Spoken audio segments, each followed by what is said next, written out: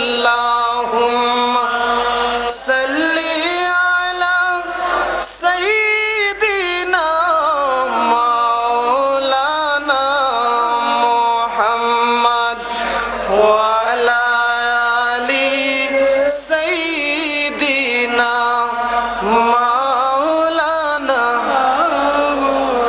একটু জিকির করেন লা ইলাহা ইল্লাল্লাহু লা ইলাহা ইল্লাল্লাহু লা ইলাহা ইল্লাল্লাহু লা ইলাহা ইল্লাল্লাহু লা ইলাহা ইল্লাল্লাহ।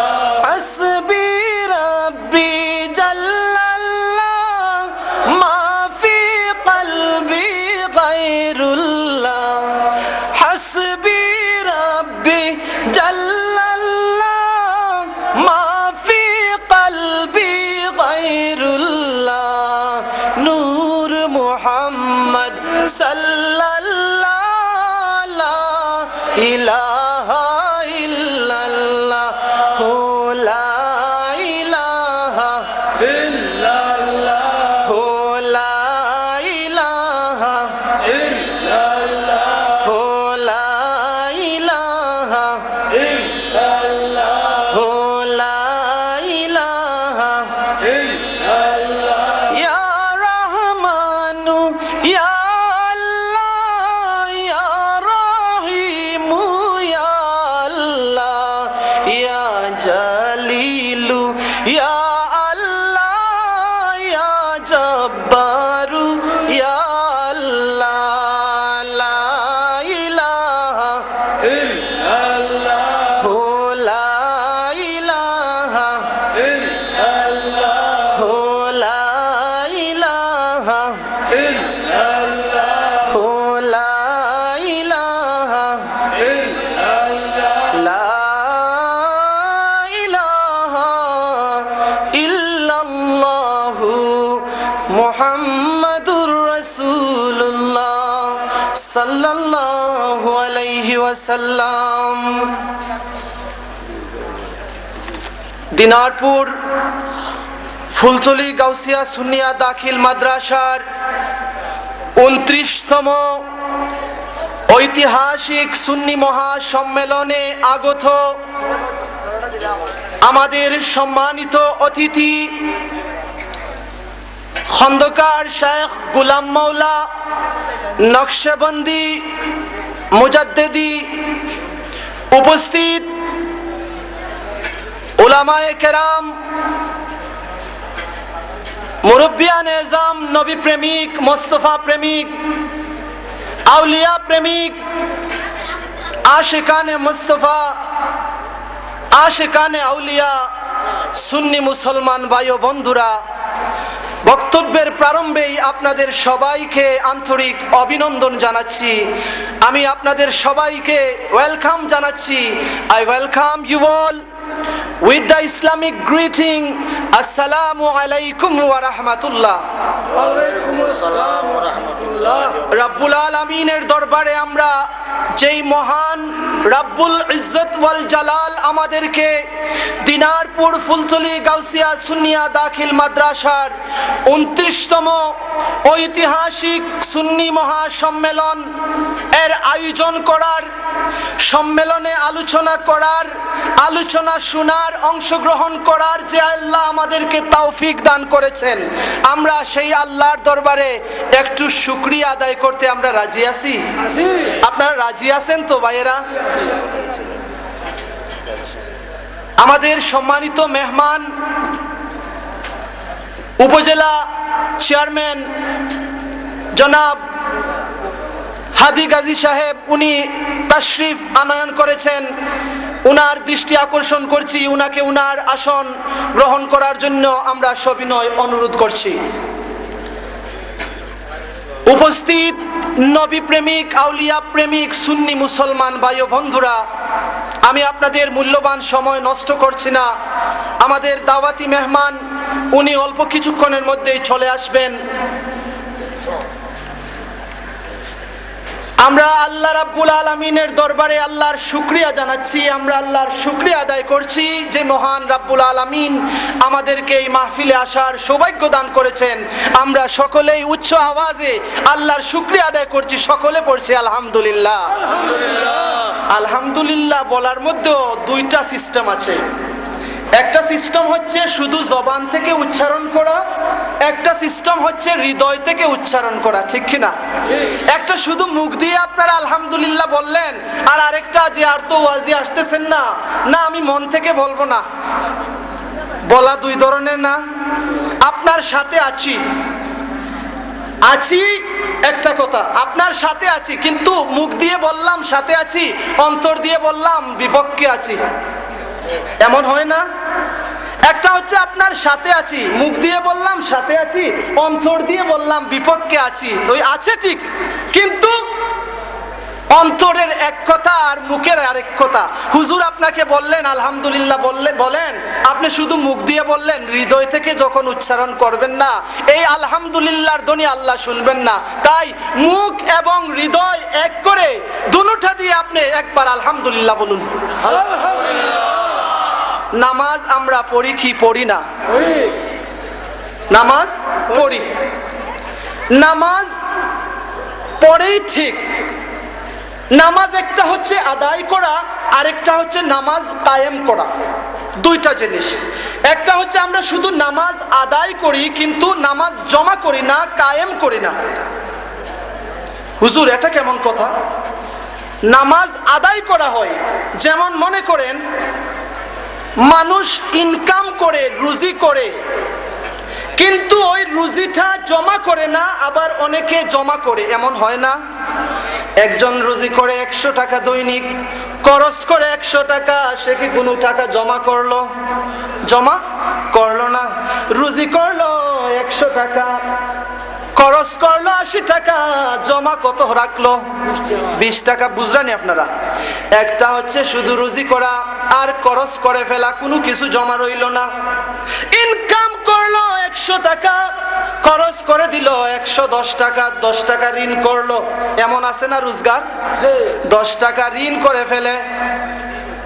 এক ব্যক্তি মাসে 1 লক্ষ টাকা ইনকাম করে, 80,000 টাকা জমা রাখে, কোটিপতি হইতে তার বেশি দিন লাগবে নি ভাইয়েরা?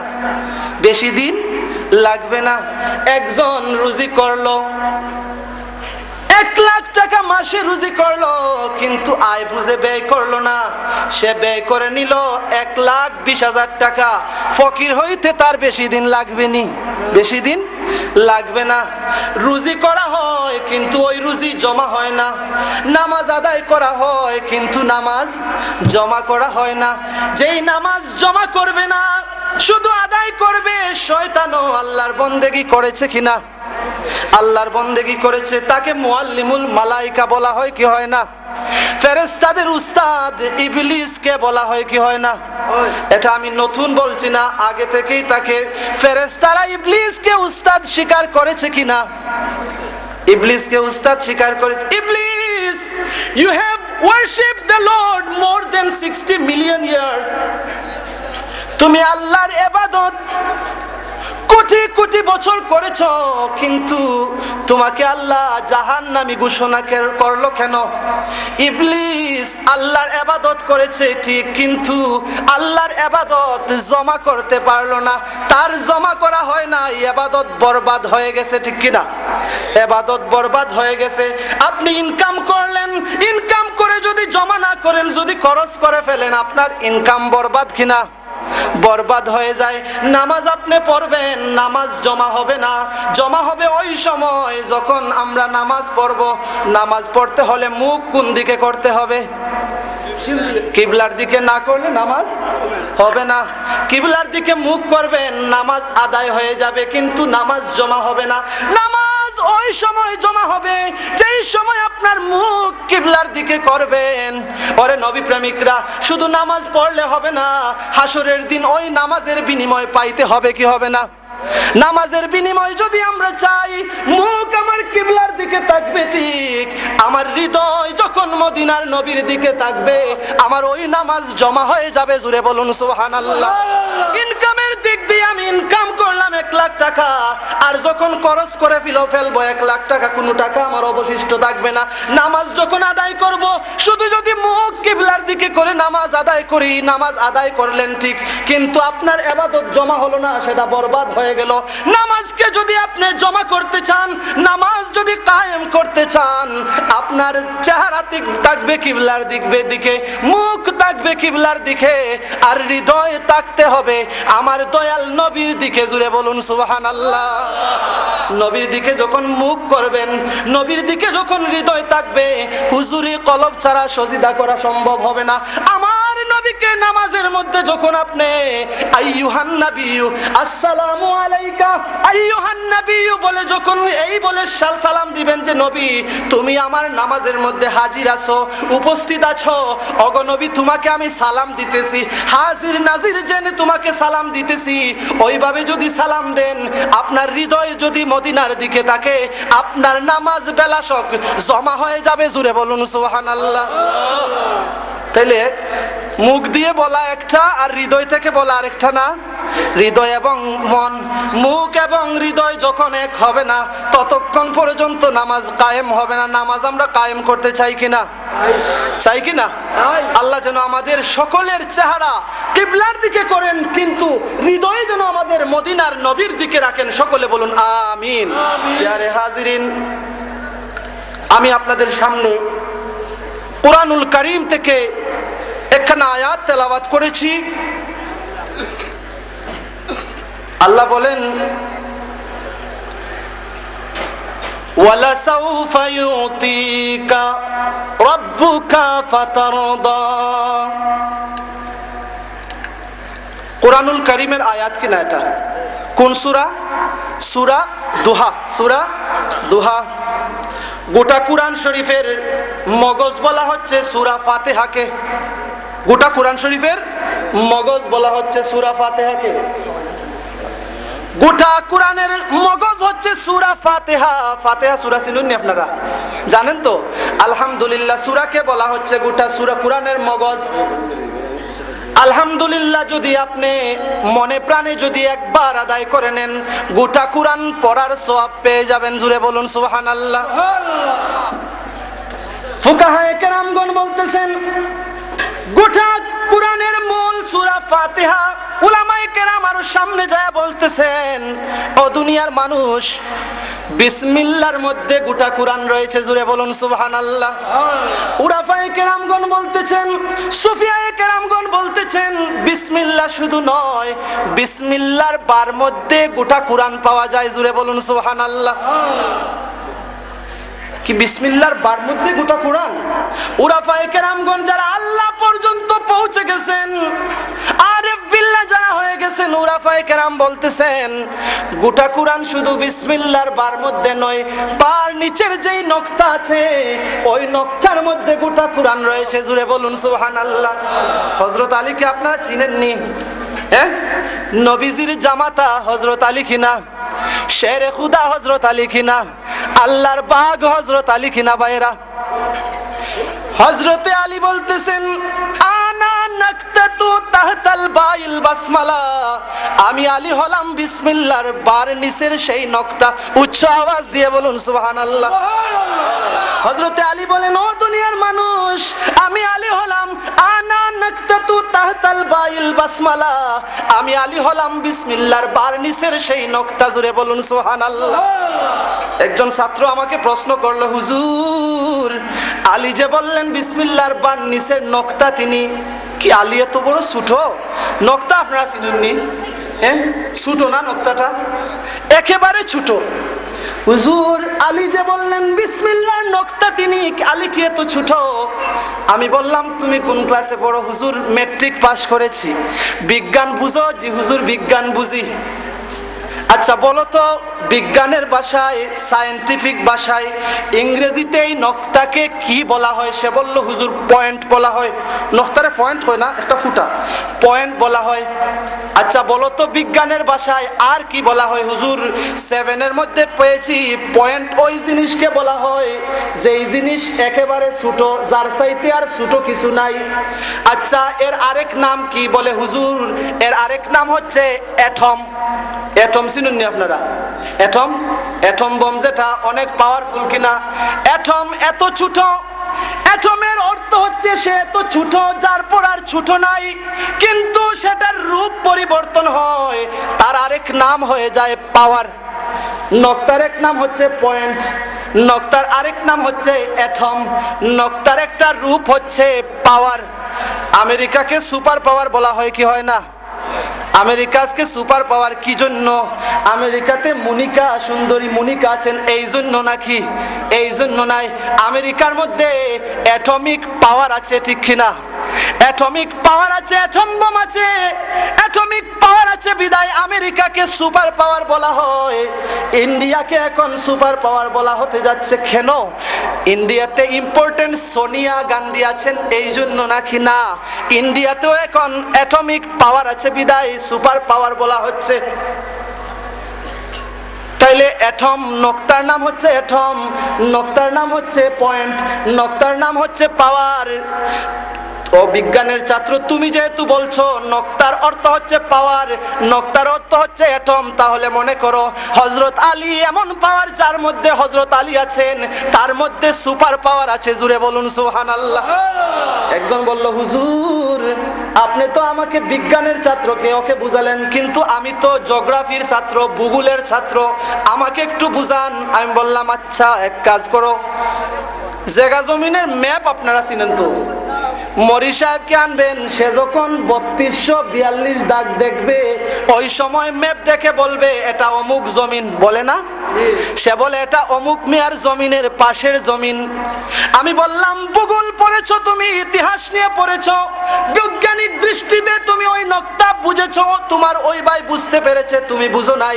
আচ্ছা বাংলাদেশের একটা মানচিত্র নিয়ে আসো। মানচিত্র যখন নিয়ে আসা হলো, মানচিত্রের মধ্যে দেখা গেল একটা নকতা দেখা যাচ্ছে, সিলেট একটা নকতা দেওয়া, চট্টগ্রাম একটা নকতা দেওয়া, ঢাকা একটা নকতা দেওয়া, বরিশাল একটা নকতা দেওয়া, এইভাবে দেওয়া থাকে না ম্যাপের মাঝে? এভাবে নকতা থাকে। আমি বললাম বলো তো সিলেট কোথায় অবস্থিত? সে বলল হুজুর ওই যে নকতা দেখতেছেন ওই নকতার মধ্যে সিলেট অবস্থিত। জুড়ে বলুন সুবহানাল্লাহ। আমি বললাম আচ্ছা কি এই ম্যাপের এই নকতার মধ্যে সিলেট? জি হুজুর এই নকতার মধ্যে সিলেট আছে। আচ্ছা বলো তো আন্তর্জাতিক বিমানবন্দর কোথায় আছে? হুজুর এই নকতার মধ্যে আছে। বলো তো শাহজালালের মাজার কোথায় আছে? হুজুর এই নকতার মধ্যে শাহজালালের মাজার আছে। আচ্ছা বলো তো তুমি শাহপরানের মাজার কোথায় আছে? হুজুর এই ম্যাপের মধ্যে যে নকতা দেখতেছেন ওই নকতার মধ্যে শাহপরানের মাজারও আছে। জুড়ে বলুন সুবহানাল্লাহ। আচ্ছা বলো তো এই যে সিলেটের শাহজালাল বিশ্ববিদ্যালয় কোথায় আছে? হুজুর এই নকতার মধ্যে শাহজালালের বিশ্ববিদ্যালয় আছে। আচ্ছা বলো তো দিনারপুর মাদ্রাসা কোথায় অবস্থিত? হুজুর এই সিলেটের যে নকতা দেখা যাচ্ছে ওই নকতার মধ্যে এই মাদ্রাসা অবস্থিত। বলো তো হবিগঞ্জ জেলা কোথায় আছে? হুজুর এই নকতার মধ্যে হবিগঞ্জ জেলা আছে। নবীগঞ্জ কোথায় আছে? হুজুর এই নকতার মধ্যে আছে। আচ্ছা আমার যে বাড়ি কোথায় আছে? এই নকতার মধ্যে আপনার বাড়ি আছে। আচ্ছা বলো তো বড় বড় কলেজ মাদ্রাসা স্কুল কোথায় আছে সিলেটের মধ্যে? হুজুর এই নকতার মধ্যে এই মাদ্রাসাগুলো আছে। জুড়ে বলুন না সুবহানাল্লাহ। আচ্ছা আপনারা বলুন যদি এই মানুষের তৈরি করা সামান্য নকতার মধ্যে যদি ইশারা করে এতটুক জিনিস বুঝাতে পারে, আমার আল্লাহ রাব্বুল আলামিন গোটা কোরআনকে এই বিসমিল্লাহর বার্নিসের নকতার মধ্যে রাখতে পারেন কি পারেন না ভাইয়েরা আমার? পারেন কি পারেন না? রাখতে পারেন। আলী বলতেছেন আনা নাকতাতু তাহতাল বাইল বাসমালা। ও দুনিয়ার মানুষ আমি আলী হলাম বিসমিল্লাহর বার্নিসের সেই নকতা। জুড়ে বলুন সুবহানাল্লাহ।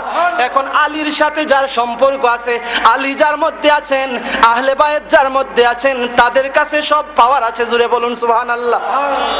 সবার মন মানসিকতা সব সময় এক থাকেনি, এক থাকে না। যেমন আপনাদের মন মানসিকতা আগে কিরকম ছিল এখন কিরকম সেটা আমার বুঝার কুদরত নাই, আপনি ভালো করে বুঝতেছেন।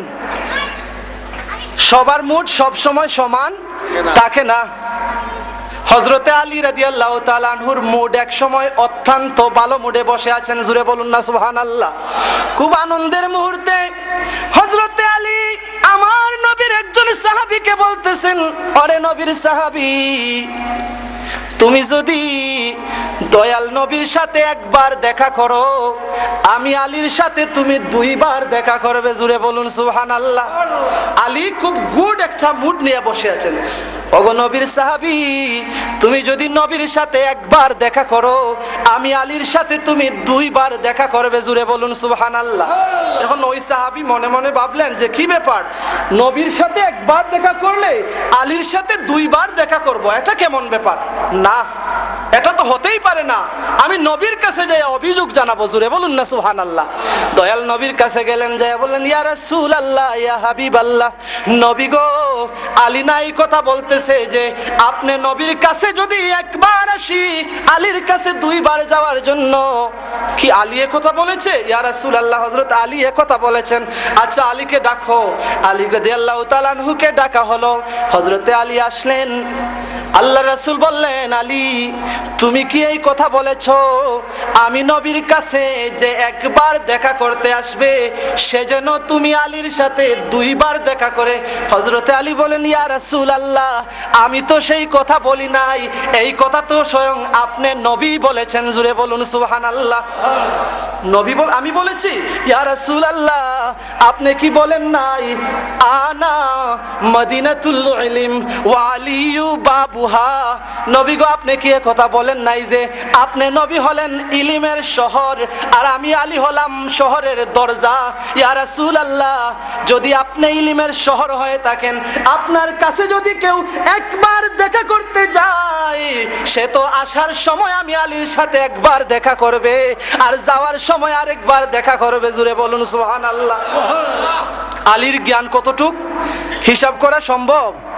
সম্ভব হিসাব করা? আলীর জ্ঞান হিসাব করা সম্ভব নাই। এখন যে আমরা মাহফিলে এসেছি, কিছু কিছু উলামা আছেন যে তারা বলেন নবীর জ্ঞান এতটুক, জুড়ে বলুন নাউজুবিল্লাহ। আচ্ছা বলুন তো, একজন মানুষের মর্যাদা, পজিশন বাছাই করা হয় কিভাবে? তার নলেজ অনুপাতে, তার জ্ঞান অনুপাতে, শিক্ষাগত যোগ্যতা অনুপাতে, ঠিক কিনা? এক ব্যক্তি যদি এসে বলে যে আমি প্রাইমারি পাস, তাইলে বোঝা যাবে যে কতটুক হাইফাই পাস, ঠিক কিনা? প্রাইমারি পাস, তাইলে বোঝা যাবে কতটুক হাইফাই পাস। একজন যদি বলে যে আমি সেকেন্ডারি পাস করেছি, তাহলে বোঝা যাবে হাই স্কুল পাস করেছে। একজন যদি বলে I have completed post graduation from the university, আমি বিশ্ববিদ্যালয় থেকে গ্রাজুয়েশন কমপ্লিট করেছি, তখন ওই ব্যক্তিকে অনেকে জিজ্ঞেস করে যে আপনি কোন বিষয়ে পড়েছেন, এমন জিজ্ঞেস করে না? জিজ্ঞেস করে কোন বিষয়ে পড়েছেন, জিজ্ঞেস করে হুজুর আপনার শিক্ষককে। আমাকে যদি কেউ প্রশ্ন করে আপনার শিক্ষককে, আমি বলবো আমার শিক্ষক আমার শ্রদ্ধাভাজন আব্বা হুজুর আল্লামা সাহেব কিবলা দিনারপুরি, আমার শিক্ষক জালালউদ্দিন আল কাদেরি, আমার শিক্ষক উবাইদুল হক নঈমি, আমার শিক্ষক মুফতি ওসিউর রহমান, আমার শিক্ষক সুলাইমান আনসারি। তাহলে বোঝা যায় যে সুলাইমান আনসারির কাছে পড়লে, উবাইদুল হক নঈমির কাছে পড়লে, জালালউদ্দিন আল কাদরির কাছে পড়লে শেখ ফরহাদের মতো একজন হওয়া যায় বা আরো ভালো হওয়া যায়, ঠিক কিনা? তাদের কাছে পড়লে। এখন আপনারা বলুন, শাহজালালের কাছে যারা পড়েছে তারা কেমন হবে? তাদের তুলনা আছে?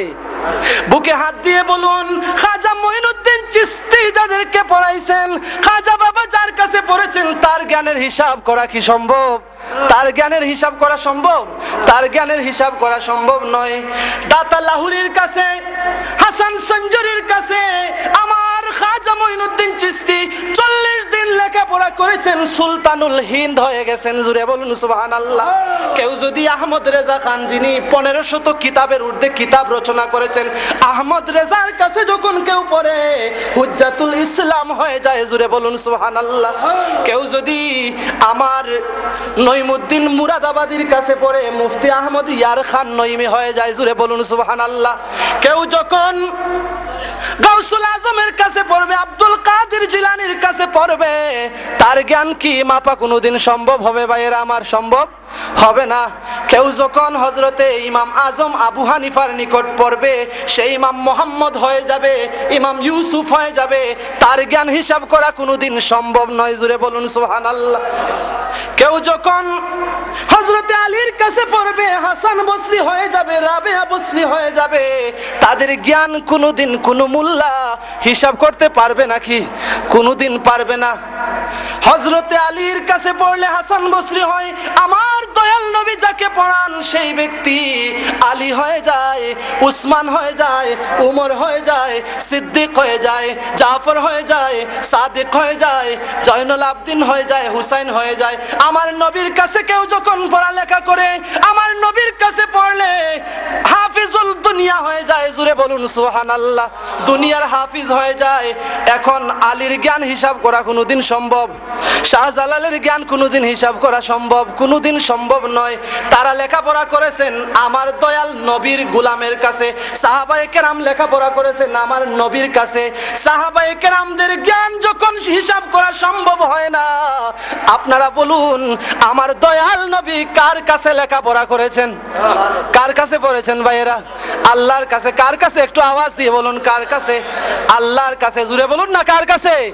আল্লাহর কাছে পড়েছেন আমার দয়াল নবী। যে আর মোল্লারা বলে আমার নবী এইটা জানেন ওইটা জানেন না, জুড়ে বলুন নাউজুবিল্লাহ। আর কিছু মোল্লা আছে তারা বলে আমার নবী জিবরাইলের কাছে লেখাপড়া করেছেন, জুড়ে বলুন নাউজুবিল্লাহ। জিবরাইল আমার নবীর কাছে যখন প্রথম ওহী আসে, জিবরাইল বলেন ওগো মুহাম্মদ ইকরা। আমার নবী বলেন মা নবী কারি, আমি দুনিয়ায় পড়ার জন্য আসি নাই, বুইস্তু মুআল্লিমান, আমি দুনিয়াবাসীকে পড়ানোর জন্য এসেছি। জুড়ে বলুন সুবহানাল্লাহ। আবার জিবরাইল বলে ইকরা, আমার নবী বলেন মা নবী কারি, আমি তো পড়ার জন্য আসি নাই। আমার জিবরাইল আবার বলেন ইকরা, আমার দয়াল নবী বলেন মা নবী কারি, আমি পড়ার জন্য আসি নাই। জুড়ে বলুন সুবহানাল্লাহ।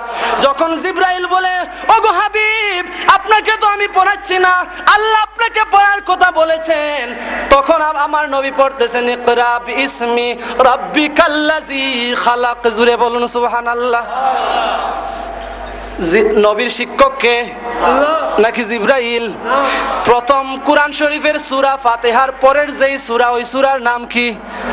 সূরা বাকারা, আলিফ লাম মিম সূরা, ঠিক কি না? সহজ ভাবে আপনারা বুঝেন, আলিফ লাম মিম। জিবরাইল আসেন আমার নবীর কাছে, জিবরাইল এসে বলেন আলিফ, আমার নবী বলেন ফাহিমতু। জুরে বলুন সুবহানাল্লাহ। আমার নবী বলেন জিবরাইল আমার আল্লাহ আমাকে যা বুঝাইতে চেয়েছে আমি মুহাম্মদ তা বুঝে ফেলেছি। জুরে বলুন সুবহানাল্লাহ। জিবরাইল বলেন লাম, আমার নবী বলেন ফাহিমতু। জিবরাইল বলেন মিম, আমার নবী বলেন ফাহিমতু। জিবরাইল আমি বুঝে ফেলেছি। জুরে বলুন সুবহানাল্লাহ। আমার নবীর কাছে যখন জিবরাইল বলেন যালিকাল কিতাবু লা রাইবা ফিহি হুদাল লিল মুত্তাকিন, আমার নবী তখন আর কোনো কিছু বলেন না। জুরে বলুন সুবহানাল্লাহ। জিবরাইল বলেন ইয়া রাসূলুল্লাহ, আপনার কাছে যখন এসে বললাম কাফ, আপনি বললেন ফাহিমতু। আপনার কাছে যখন এসে বললাম হা, আপনি বলেন বুঝেছি। আপনার কাছে যখন এসে বললাম ইয়া, আপনি বলেন বুঝেছি। আপনার কাছে যখন বললাম আইন, আপনি নবী বলতেছেন বুঝেছি। আপনার কাছে যখন বললাম সাদ, আপনি নবী বলছেন বুঝেছি। বুঝলাম না ব্যাপারটা কি? ও জিবরাইল, এটা তো আল্লাহ আমার কাছে পাঠাইছে, যিনি পাঠাইছে তিনি জানে তার অর্থ, আর যার নিকট পাঠাইছে তিনি জানে তার অর্থ। জুরে বলুন সুবহানাল্লাহ। এখন জিবরাইল যেটার অর্থ বুঝে না, মোল্লারা সেটা কোনোদিন বুঝবে নাকি? মোল্লারা বুঝবে না, কিন্তু আমার দয়াল নবী বুঝেন কি বুঝেন না? আমার নবীর জ্ঞান কি তাদের জ্ঞানের সমান নাকি ভাইয়েরা? আমাদের কাছে কোরআন আসলো সূরা ফাতিহা থেকে, আর দয়াল নবীর কাছে কোরআন আসলো ইকরা বিসমি থেকে। জুরে বলুন সুবহানাল্লাহ। ওগো দয়াল রাসূল, ওগো কামলিওয়ালা নবী, কোরআন যখন আপনার কাছে আসলো সূরা ইকরা বিসমি থেকে নাজিল হলো, আর আমরা যখন কোরআন পাই সূরা ফাতিহা থেকে পাই, তার কারণটা কি? তার রহস্যটা কি? আপনারা যখন কোরআন উল্টান সূরা ফাতিহা প্রথম পান কি পান না? সমস্ত আলেমরা একমত, নবীর কাছে যখন কোরআন নাজিল হয় সূরা ফাতিহা থেকে নাজিল হয় নাই, নাজিল হয়েছে ইকরা বিসমি সূরা থেকে। ওগো মদিনার কামলিওয়ালা নবী, আপনার কাছে যখন কোরআন নাজিল হয় আপনি পান সূরা ফাতিহা থেকে পান না, আপনি পান সূরা আলাক থেকে, আমরা পাই সূরা ফাতিহা থেকে। এটার রহস্য কি, কারণ কি? আমার আল্লাহ তার জবাব দিবেন। একদল মানুষ দুনিয়ায় আসবে, তারা বলবে নবীর কাছে কোরআন এসেছে, আমাদের কাছে কোরআন এসেছে, কিন্তু আমি আল্লাহ জবাব দিতে চাই, তোমাদের কাছে যেই কোরআন এসেছে ওই কোরআন আমি শুরু করেছি সূরা ফাতিহা থেকে, আর আমার নবীর কাছে যখন কোরআন পাঠাই আমি পাঠাচ্ছি ইকরা বিসমি থেকে। জুড়ে বলুন সুবহানাল্লাহ। কোরআন পাওয়ার দিকে তারা কি আমার নবীর সমান নাকি? কোরআন বুঝার দিকে কি তারা সমান? বুঝার দিকে তারা আলিফ লাম মিমের অর্থ কোন হুজুররা, আমরাই বলুন তারাই বলুন, যত হুজুর বলুন, আলিফ লাম মিমের অর্থ কোন হুজুর এই পর্যন্ত কোন ছাত্রকে বুঝান নাই। ছাত্রে বুঝাইছুন? বুঝান নাই। কেন বুঝান নাই? কারণ হুজুর নিজেই জানতেছেন না। জুড়ে বলুন না সুবহানাল্লাহ। কিন্তু যেই নবীর উপর নাজিল হয়েছে